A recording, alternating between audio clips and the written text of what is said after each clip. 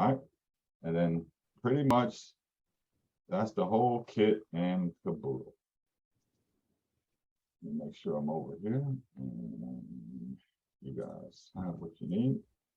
You got that and that. What questions do you have for me? No. Anything? When is this going to be available? As soon as we edit it. Okay. Okay? So Video will be available today. I'll see you. how does that buyer premium show up? I mean, everything gets paid at closing. Yeah, everything is paid at close. Yes. And just as long as you have everything, this is my neighbor. Everything, if you have everything in writing, you know how to divvy up the money. People signed off on everything. There's no questions about anything on how everything works. Okay. Okay. And If you have a client that says, hey, I have a, I have a home that I might sell, might not sell on our team, always treat it as a listing appointment.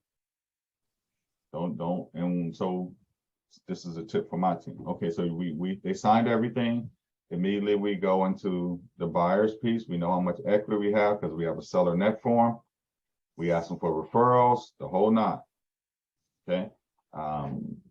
But if you have an appointment on my team, or if you're getting business from my team, even if you're not on my team, if you're getting business from us, which some of you guys are, then what you want to do, if it's say they own a home and not interested in selling, always do the listing appointment.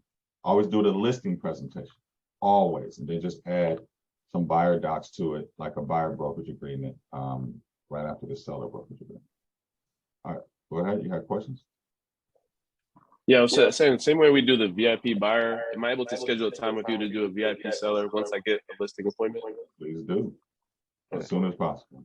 Because I just hired 3 people on our team strictly to call listings. They're in training right now. So definitely. And right now we only have a couple of people on our team that can actually do listing appointments. And so that's why I'm doing my weekly meeting, because people on my team that can't do the listing appointments, I'm gonna have to outsource it to other agencies.